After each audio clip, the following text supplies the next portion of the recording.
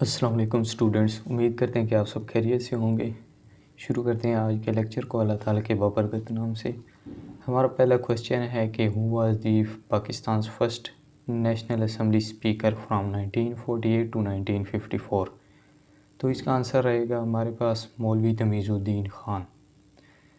मौलवी Tamizuddin Khan national speaker होने के साथ साथ कॉन्स्टिट्यूंट असम्बली के प्रेसिडेंट भी रहे हैं। कॉन्स्टिट्यूंट असम्बली क्या होती है? कॉन्स्टिट्यूंट असम्बली वो होती है कि जो कि कॉन्स्टिट्यूशन को बनाती है, उसमें अमेंडमेंट्स करती है या फिर इसके बारे में कुछ मशावरत करती है। तो कॉन्स्टिट्यूंट असम्बली जो थी ऑर्गेनाइज़ की गई थी कॉन्स्टिट्यूशन पाकिस्तान का बनाने के लिए, क्योंकि जब पाकिस्तान बना था तो उसके पास अपना कॉन्स्टिट्यूशन तो नहीं था। तो इस कॉन्स्टिट्यूशन की गर्ज से असम्बली बनाई गई थी जिसके प्रेसिडेंट जो थे मौलवी तमीज़ुद्दीन ख़ान ने ये डेजिग्नेशन कब ली थी? जब कायद-ए-आज़म मोहम्मद अली जिन्ना का विसाल हुआ था, तो उसके बाद इन्होंने ये डेजिग्नेशन संभाली थी। तो मज़ीद इन्फॉर्मेशन कुछ देखते हैं कि ये कॉन्स्टिट्यूएंट असम्बली जो थी ये दोबारा डिज़ॉल्व कब हो गई थी? 1954 में। 1954 यहाँ पर भी लिखा गया है, तो इनकी डेजिग्नेशन तभी ख़त्म हो गई थी। तो यहाँ 1954 में क्या हुआ था कि कॉन्स्टिट्यूएंट असम्बली जो थी वो डिज़ॉल्व हो गई थी। ये डिज़ॉल्व किसने की थी? गुलाम अहमद गवर्नर जनरल ने इसको डिज़ॉल्व किया था। किस वजह से डिज़ॉल्व किया गया था? कॉन्स्टिट्यूशन ये पेश कर रही थी कॉन्स्टिट्यूएंट असम्बली, इसमें जो आला दर्जे के ब्यूरोक्रेट्स या फिर जो मिलिट्री पर्सनल्स थे उनकी अथॉरिटी को बाउंड किया जा रहा था, जिसकी वजह से ये बात गवर्नर जनरल गुलाम अहमद को पसंद नहीं आई और उन्होंने इसको कॉन्स्टिट्यूएंट असम्बली को डिज़ॉल्व कर दिया। तो जब ये कॉन्स्टिट्यूएंट असम्बली डिज़ॉल्व हो गई तो सेकंड कॉन्स्टिट्यूएंट असम्बली जो थी वो दोबारा इस्टेब्लिश की गई 1955 में। 1955 में ये असम्बली दोबारा वजूद में लाई गई और इसने एक कॉन्स्टिट्यूशन फिर पेश किया 1956 में। और ये जो 1956 का कॉन्स्टिट्यूशन है यही पाकिस्तान का फर्स्ट कॉन्स्टिट्यूशन है। फर्स्ट कॉन्स्टिट्यूशन जो है पाकिस्तान का ये 1956 का ही है और ये सेकंड कॉन्स्टिट्यूएंट असम्बली ने पेश किया था। और इस कॉन्स्टिट्यूशन की जो एग्जैक्ट डेट है वो है 29 ऑफ फरवरी। यहाँ पर इस डेट को आसान है याद रखना इस वजह से कि 29 तो जो है वो फरवरी की डेट होती नहीं है अक्सर। तो जो 1956 का ईयर था वो दरअसल लीप ईयर था और उसमें फरवरी के मंथ में जो थे 29 दिन थे, तो इसलिए आपके लिए याद रखना थोड़ा आसान रहेगा। अगले हमारे क्वेश्चन की तरफ बढ़ते हैं। Where is the headquarter of Pakistan export import committee EIC? EIC का जो हेडक्वार्टर है वो इस्लामाबाद में लोकेटेड है। और EIC की जो इन्फॉर्मेशन मतलब ये कुछ प्रोमिनेंट ऑर्गेनाइजेशन नहीं है, इसलिए आपको कुछ इन्फॉर्मेशन दे देते हैं कि ये कमेटी जो है ये जो इंपोर्ट या फिर एक्सपोर्ट होती है पाकिस्तान में या पाकिस्तान से, तो ये उनको कुछ मशावरत पेश करती है या फिर उनको कुछ डिसीजन लेने में हेल्प करती है। इस तरह के कुछ काम करती है जिससे कि पाकिस्तान की इंपोर्ट एक्सपोर्ट बेहतर हो सके, इन्वेस्टमेंट ज़्यादा हो सके और लोगों की जो इन्वेस्टमेंट्स हैं वो सेफ़ रहें और उनको ज़्यादा प्रॉफिट हो। इस चीज़ को हैंडल करती है हमारे पास EIC ऑफ पाकिस्तान। नेक्स्ट हमारे पास जो क्वेश्चन है वो ये है कि in which year was Benazir Bhutto assassinated? Benazir Bhutto को कब असैसिनेट किया गया था? तो इसका आंसर हमारे पास रहेगा 2007 और एग्जैक्ट इसकी डेट रहेगी दिसंबर 27।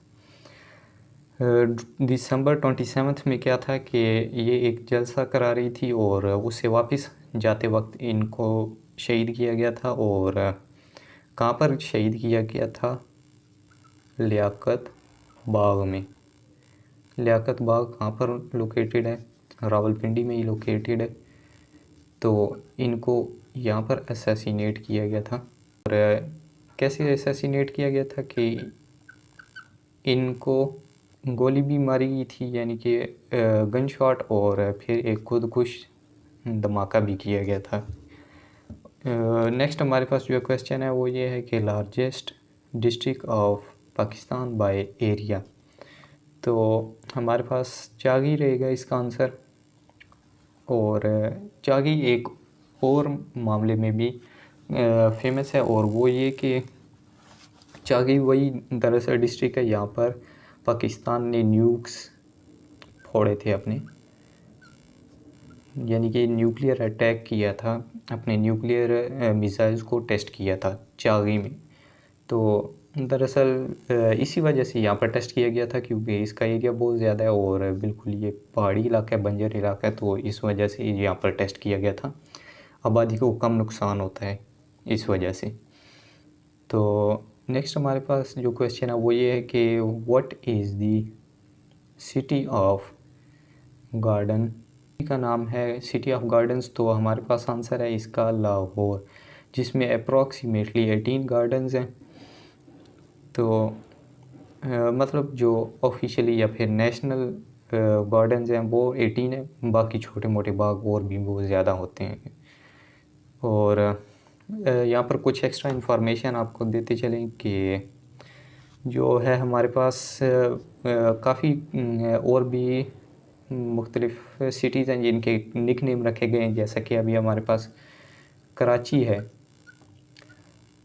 है, तो इसका हमारे पास जो निक नेम है वो ये है कि सिटी ऑफ लाइट्स हमारे पास इसका निक नेम है, या फिर सिटी ऑफ कायद आज़म का इधर मज़ार है, इस वजह से इसको कायद आज़म शहर कायद भी कहा जाता है। और दूसरा हमारे पास जो फेमस निक नेम है कंट्री का वो ये है कि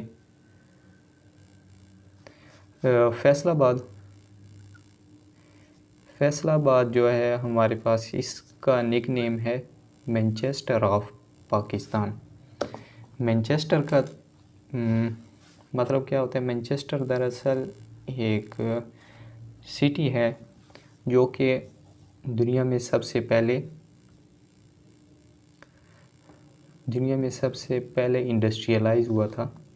तो इस सिटी का नाम जो है वो मैनचेस्टर है। और फैसलाबाद को मैनचेस्टर ऑफ पाकिस्तान क्यों कहते हैं? क्योंकि ये फ़िलवक्त पाकिस्तान का सबसे ज़्यादा इंडस्ट्रियलाइज्ड सिटी है। इसमें टेक्सटाइल और बाकी जो है इलेक्ट्रिक की बहुत ज़्यादा इंडस्ट्रीज़ हैं।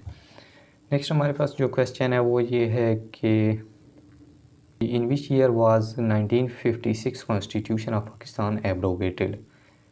यहाँ पर जो वर्ड एब्रोगेटेड है इसका मतलब ये है कि मनसूख करना, यानी कि पाकिस्तान का जो पहला कॉन्स्टिट्यूशन पेश किया गया था वो कब मनसूख हुआ था? ये मनसूख किया गया था 1958 में। 1958 में मनसूख किया गया था। तो 1956 से 1958 तक इसको कितने साल लगे? 2 साल के अरसे के अंदर हमारा पहला कॉन्स्टिट्यूशन जो है उसे मनसूख कर दिया गया। इसे किसने मनसूख किया था? प्रेसिडेंट सिकंदर मिर्ज़ा। और कैसे किया था? क्योंकि इन्होंने जो है वो मार्शल लॉ डिक्लेयर कर दिया था। मार्शल लॉ जब डिक्लेयर किया तो इसको भी मनसूख कर दिया गया कॉन्स्टिट्यूशन को। और इससे भी बड़ी बात ये कि उन्होंने डिक्लेयर तो किया मार्शल लॉ, लेकिन जो एडमिनिस्ट्रेशन है वो जनरल अयूब खान को इसकी एडमिनिस्ट्रेशन सौंप दी। और उन्होंने इस पूरे मार्शल लॉ को एडमिनिस्टर किया। मार्शल लॉ एडमिनिस्ट्रेटर्स के बारे में हम मज़ीद किसी वीडियो में डिटेल से जानेंगे। तो फ़िलहाल इतना ही।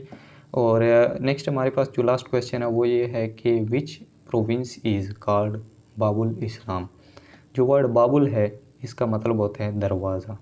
तो क्वेश्चन का मतलब ये होगा कि कौन सा प्रोविंस ऑफ पाकिस्तान है जो कि इस्लाम का दरवाज़ा है, मतलब इस्लाम कहाँ से दाखिल हुआ था हमारे पाकिस्तान या फिर इंडियन सब कॉन्टिनेंट या सब। तो इसका आंसर हमारे पास रहेगा सिंध। सिंध जो है यहाँ से इस्लाम हमारे पास दाखिल हुआ था। तो मज़ीद कुछ इन्फॉर्मेशन के सिंध में कैसे इस्लाम दाखिल हुआ था। मोहम्मद बिन कासिम ने सिंध को फ़तह किया था और हमारे पास इस्लाम लेकर आए। तो मोहम्मद बिन कासिम ने जब फ़तह किया तो वो कौन सा ईयर था, 712 AD 712 ईस्वी जो है ये ईयर था। और मोहम्मद बिन कासिम की एज उस वक्त क्या थी, अबाउट 17 to 19 ईयर्स मोहम्मद बिन कासिम की एज थी। और इन्होंने किसका मुकाबला किया था, राजा दाहिर का था। और किस बैटल में इनको फाइनल कॉन्क्वेस्ट मिली थी, कॉन्क्वेस्ट इनको फाइनल जो मिली थी वो बैटल ऑफ एरोर में मिली थी। ज़ाहिर है कि जंग एक ही जो इलाका फ़तह होता है वो किसी एक ही जंग में नहीं होता, इलाके में काफ़ी ज़्यादा ऑपरेशंस और कंपेन्स चलानी पड़ती हैं। तो 711 AD में इनकी कंपेन्स शुरू हुई थी और 712 में फाइनली इनको कॉन्क्वेस्ट मिली थी। इंडियन सब कॉन्टिनेंट में इस्लाम का परचम लहराया गया था। कुछ और इन्फॉर्मेशन मज़ीद आपको देते हैं मोहम्मद बिन कासिम के रिलेटेड। आपने पहले भी सुना होगा कि ये हज्जाज बिन यूसुफ का भतीजे थे मोहम्मद बिन कासिम। मोहम्मद बिन कासिम जो हैं ये, और हज्जाज बिन यूसुफ के बारे में एक और भी क्वेश्चन आपसे पूछा जा सकता है सेंटर में, और वो ये कि किसने कुरान मजीद पर एराब लगवाई। एराब मतलब ज़बर ज़ेर पेश शद मद वगैरह ये सब कुछ किसने लगवाया था, हज्जाज बिन यूसुफ ने लगवाया था। अजमी लोगों को मतलब गैर अरबी लोगों को कुरान मजीद की तिलावत करने में बहुत ज़्यादा आसानी होती है।